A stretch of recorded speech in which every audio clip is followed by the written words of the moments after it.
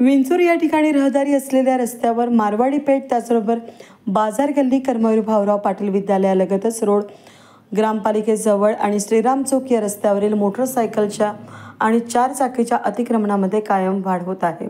त्यामुळे छोटे मोठे अपघात होत असून मोठ्या कर्कश आवाजाचे सायलेन्सर बसवणं, मोटरसायकल गर्दीच्या मार्गावरनं धूम स्टाईल जोरात चालवणं, अल्पवयीन मुलांच्या हातात मोटरसायकल चालवण्यासाठी देणं यावर लासलगाव पोलीस ठाण्याचे सहाय्यक पोलीस निरीक्षक भास्करराव शिंदे आणि सहकार्याच्या पथकानं वेळोवेळी बेशिस्त उभ्या असलेल्या या रस्त्यावरील मोटरसायकल आणि 4 चाकी धारकांना सूचना दिल्यात.